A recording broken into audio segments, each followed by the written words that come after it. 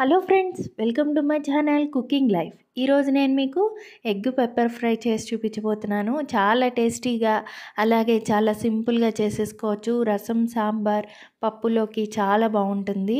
అలా కాకుండా కూడా ఉట్టిగా కలుపుకొని కూడా తినేయచ్చు. మరి లేట్ లేకుండా రెసిపీలోకి వెళ్ళిపోదాము.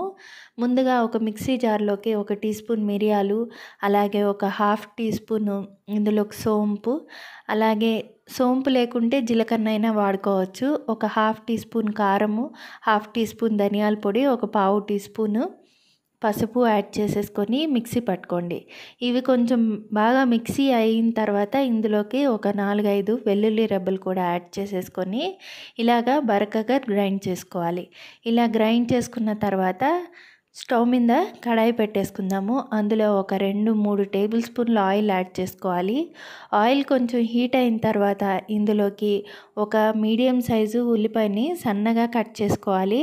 ఆ ఉల్లిపాయని కూడా యాడ్ చేసేసుకొని ఆనియన్స్ మంచిగా ఆల్మోస్ట్ బాగా వేగిపోవాలి. ఇలా వేగితేనే ఈ కర్రీకి టేస్ట్ బాగుంటుంది.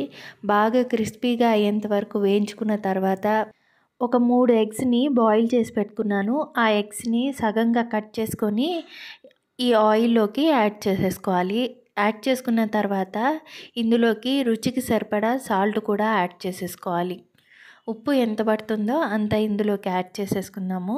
యాడ్ చేసుకున్న తర్వాత అలాగే ఇందులోకి మనం గ్రైండ్ చేసి పెట్టుకున్నాం కదా, ఆ వెల్లుల్లి పేస్ట్ని కూడా, పెప్పర్ పేస్ట్ని కూడా ఇందులోకి యాడ్ చేసేసుకుందాము.